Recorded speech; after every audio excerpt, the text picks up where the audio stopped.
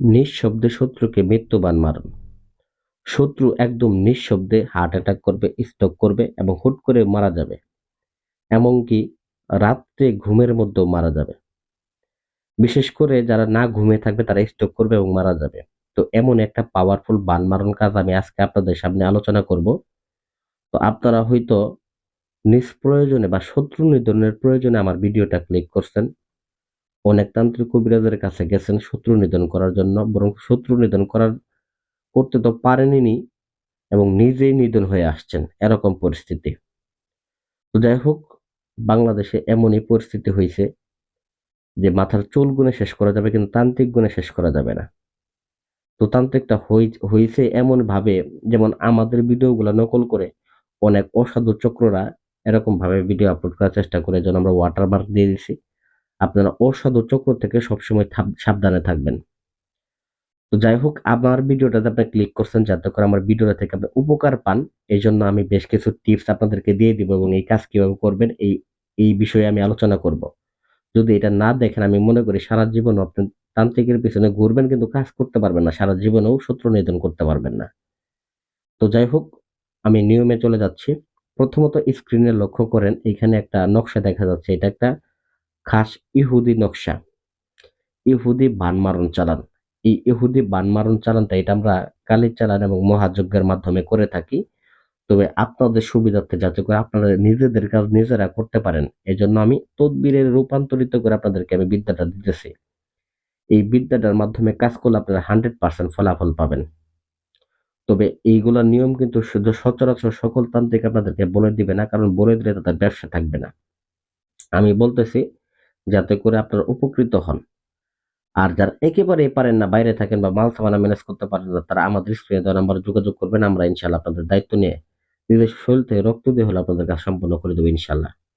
তো যাই হোক, স্ক্রিনে লক্ষ্য করে নকশাটা, এই নকশাটা কাজ করার জন্য শনিবার মঙ্গলবার আপনারা আসন করে বসবেন, উত্তর দিক করে আসন করে বসবেন।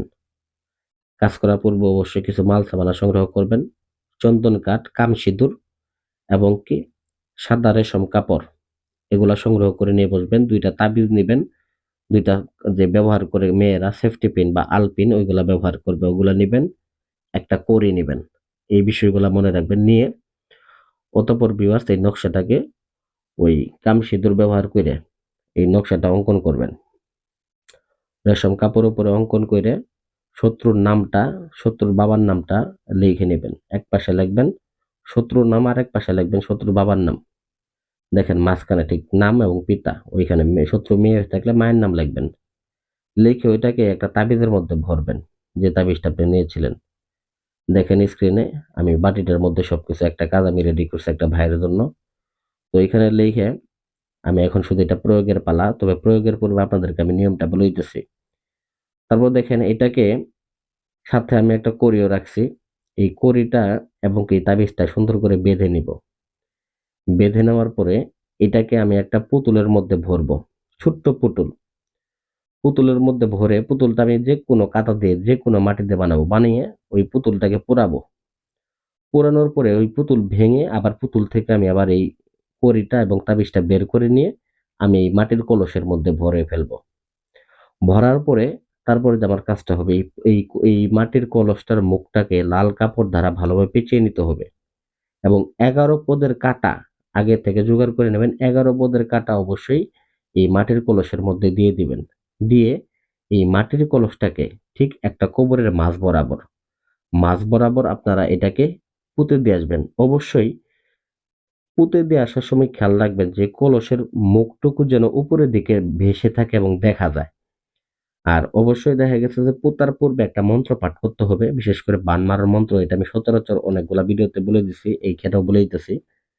ওম চামুণ্ডে মঙ্গলায় নমঃ, ওম চামুণ্ডে ধ্বংসং নমঃ, ওম শ্রী অমুকং রক্ত তৃষ্ণাং পিপাসায় নমঃ, গুরুকা কসম খাও, অমুকের গায়ে চালান যাও, ওম মা তারা অমুকং ধ্বংসং করণেং নমস্তুতে, ওম মহাদেবায় নাসিমায় বা অমুকং ধ্বংসং করণেং নমস্তুতে। এরকম ভাবে মন্ত্রটা পাঠ করবেন। 7 বার পাঠ করে 7 বার ফু দিয়ে তারপরে পুঁতে দিবেন। ব্যাস এতটুকুই আপনার কাজ।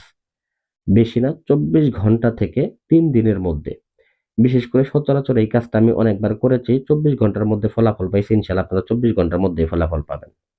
ভিডিওটা ভালো লাগবে আশা করি। ধন্যবাদ সবাইকে।